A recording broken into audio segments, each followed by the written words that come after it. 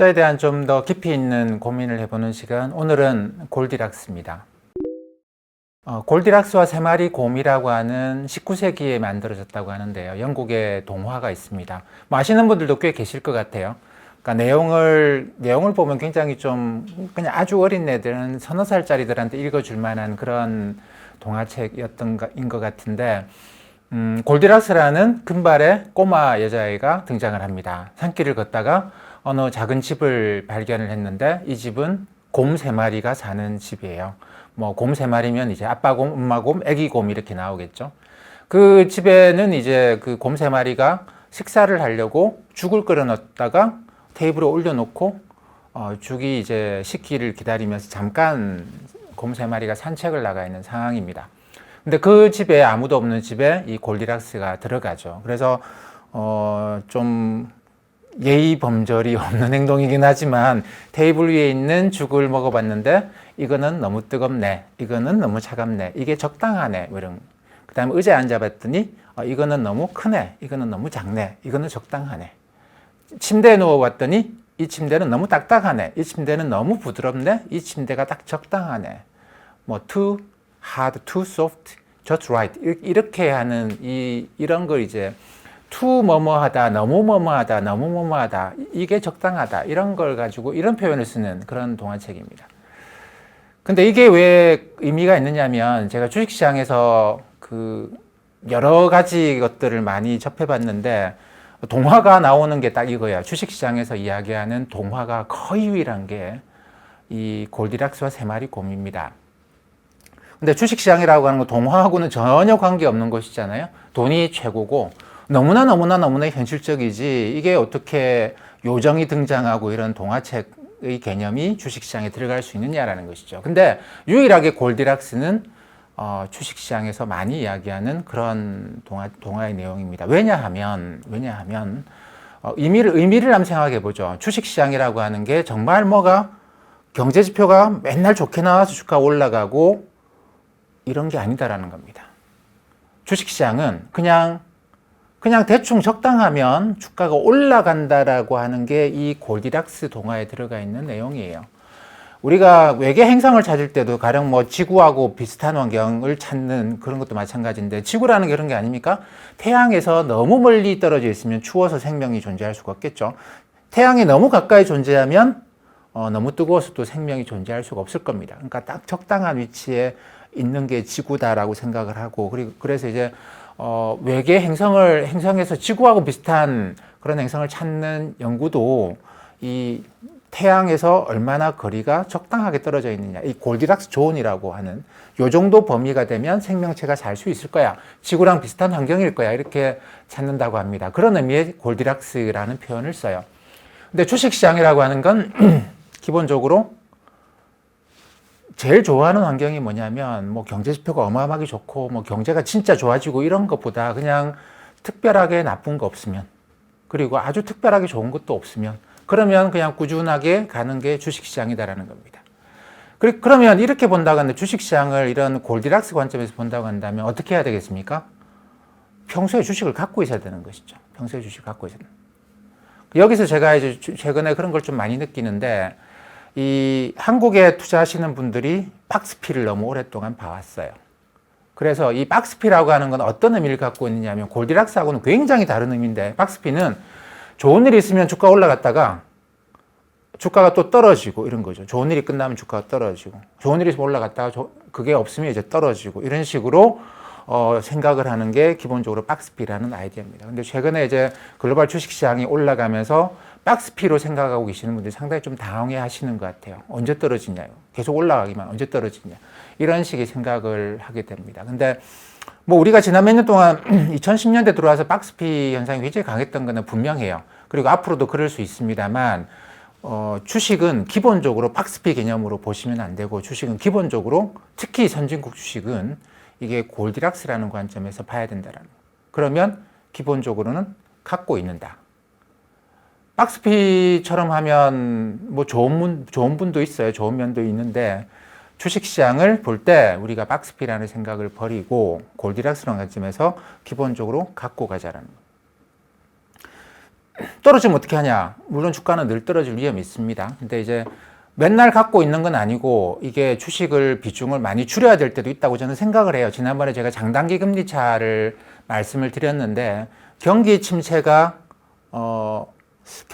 아마 조만간에 올 것 같은데라는 신호가 장단기 금리 차에서 가장 확실하게 저는 나온다고 봅니다. 물론 뭐 이게 하기에 따라서 굉장히 다양하게 해석할 수 있는데 어쨌든 지금은 장단기 금리 차가 이렇게 쭉 확대되는 구간이죠. 쭉 확대되는 구간입니다. 크게 좋은 일이 있는 건 아닌데 경기가 회복될 거라는 기대감이 들면서 장단기 금리 차가 확대가 돼 있는 구간이에요. 이런 구간에서는 서로 갈등이 잘 없습니다. 뭐 미국도 그렇고 중국도 그렇고 뭐 서로 간에 경쟁하고 뭔가 뭐 중동에서 뭔 일이 생기려고 그래도 일단 경제가 꽤 괜찮은 상황이 돼야 될 거잖아요. 국민들이 지금 먹고 살기 힘든데 전쟁을 하겠습니까? 그렇기 때문에 이런 경기가 요런 정도 바닥은 지나고 좀 개선되고 있는 것 같다 싶을 때는 갈등도 그렇게 크지 않아요. 그러니까 서로 간에 다 경제를 개선시키는데 모든 노력을 기울이고 일단 먹고 살고 난 다음에 봅시다. 뭐 이렇게 넘어가는 것이죠. 그래서 이런 구간에는 특별하게 주가가 떨어져도 아주 심각하게 폭락하는 일은 잘 없다고 저는 생각을 합니다. 그러니까 이런 구간에서는 주가 좀 떨어지면 뭐 좀 더 사거나 좀 기다리면 되지 않겠는가라는 것이죠. 근데 우리가 반드시 피해야 될 하락, 이거는 꼭 피했으면 좋겠다 싶은 게 경기 침체와 관련된 주가 하락이죠. 그럴 때는 이거 당하면 한 30%, 40%씩 주가가 폭락하는데 이거 당하고 나면 회복하는 데까지 너무 오랜 시간이 걸립니다. 근데 그런 경기 침체라고 하는 거는 미국에서 보면은 지난 1990년, 2001년, 2008년 그리고 이번에 2020년 이렇게 있었죠. 지난 30년 동안에 걸쳐서 4번 정도밖에 없어요. 이 때문에 이걸 뭘 그렇게 오랫동안 고민할 필요는 없죠. 근데 피했으면 좋겠어요. 근데 이 공통점이 지난번에 장단기 금리 차에서 말씀드린 것처럼 장단기 금리 차가 이렇게 지금처럼 쭉 올라갔다가 확대됐다가 이게 줄어들기 시작해서 나중에 몇 년 후에 보면은 10년짜리 금리나 2년짜리 금리랑 거의 똑같아져 있는 상황이 올 겁니다. 그때쯤 되면 채권 시장에서 이야기하기를 경기 침체가 좀 임박했구나. 그러면 내가 주식 비중을 좀 많이 줄여볼까? 그때 그런 고민을 하시는 게 맞다라고 생각을 하는 거죠. 펀더멘탈 관점에서 본다고 한다면 물론 다른 식으로 볼 수도 있습니다만 제가 볼 때는 이게 이제 가장 저는 요것만 피하고 싶습니다. 5%, 10%, 심지어 20% 주가 하락하는 것도 피할 수 있으면 좋겠습니다만 꼭 피할 수 있다라고 생각을 안 하고 저는 이 30% 이상 하락하는 경기 침체의 주가 하락은 진짜 꼭 피하고 싶어요. 그래서 제가 한 20몇 년 동안 여러 가지 방법으로 경제 지표 놓고 뭐 놓고 해서 저는 왜냐하면 탑다운을 하는 사람이니까 경제가 어떻다 이런 걸 놓고 주가 올라갈 거다 떨어질 거다 이렇게 이야기하는 사람이잖아요. 그렇기 때문에 이걸 이제 데이터를 모아놓고 이 지표가 이렇게 나올 때, 저 지표가 저렇게 나올 때 사고 팔면 되겠네라고 하는 걸 많이도 만들어 봤거든요. 알고리즘이라고 이야기하는 거 굉장히 많이 만들어 봤죠. 한 2, 300개나 만들어 봤을 겁니다. 근데 성과가 나오는 게 거의 별로 없어요. 지수만큼의 성과가 나오는 거는 그렇게 거의 없습니다. 거의 없고 다만 주식의 비중을 좀 낮추고 높이고 하면서 지수보다는 좀 못하지만 성과를 좀 내는 그런 것들도 있는데 일반적으로는 내가 어떤 경제 지표를 놓고 또는 다른 지표를 놓고 이게 주가가 5%, 10% 하락하는 거를 내가 미리 막을 수는 없다라는 겁니다. 그래서 저는 이제 결론을 내린 게 뭐냐면 5%, 10% 떨어지는 거 그냥 견뎌내자. 그러면 어떻게 해야 되겠느냐? 내가 늘 현금을 좀 갖고 있으면 되는 거 아니겠는가? 이런 식으로 생각을 합니다. 근데 주식시장이라는 게 기본적으로 이게 오르락 내리락 할 때도 있지만 미국처럼 쭉 올라갈 때도 있거든요. 미국은 한 10년, 20년씩 올라갔다 또 10년, 20년씩 또 횡보하고 이런 국면인데 그럼 미국도 그때가 되면 박스피처럼 움직일 때도 있을 거예요. 근데 기본적으로 기본적인 생각을 박스피가 아니고 이거는 골디락스라고 보고 피해야 되는 국면은 장단기 금리 차가 확대됐다가 축소돼서 다시 붙어 있을 때 이때만 극도의 조심을 해보자 이렇게 생각을 하는 게 좋지 않겠는가 싶습니다. 그러면 요 긴 시간 동안에 장단기 금리차가 여기서부터 쭉 올라갔다 다시 내려올 때까지 가령 어떨 때는 짧을 때는 4, 5년, 10년 이상 걸리기도 하는데 그동안 그러면 그냥 가만히 주식을 사고만 있어야 되느냐? 그냥 가만히 있어야 되느냐? 그건 아니죠. 그건 아닙니다. 계속 이거 사고 이거 팔고 저거 사고, 저거 팔고 다른 것도 사보고, 이런 식의 행동을 계속 하는 것이 투자를 하고, 그리고 저는 또 투자에서 뭐 성과를 내는 것도 성과를 내는 거지만, 사실 투자라고 하는 건 세상을 알아가는 굉장히 중요한 그 길이라고 생각을 하거든요. 그래서 저는 나이 드신 분들한테도, 나이 많으신 분들한테도 주식 투자를 좀 하시라고 권해드리는데, 그러면 세상에 이제 사람들과 나눌 수 있는 대화의 거리가 굉장히 많이 늘어납니다. 그렇기 때문에 투자는 꼭 필요하다고 생각을 하는데, 평소에는 그럼 뭐 해야 되느냐? 주가 언제 떨어질 때, 언제 떨어지지? 올라가나 떨어지나? 이렇게 생각을 할 거냐라는 겁니다. 탑다운 했으니까 주가 올라가고 떨어지는 것밖에 없겠네.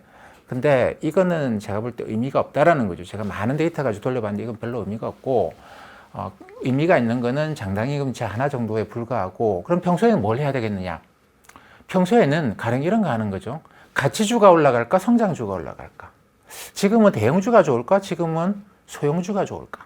대형주 이미 시세가 넘어간 것 같은데, 그럼 이제 소형주로 바꿔볼까? 또는 야, 이 백신이 나오고 이제 보급이 될 건데, 그러면 항공기 수요 다시 살아나네? 경기 민감주에 한번 투자를 해볼까?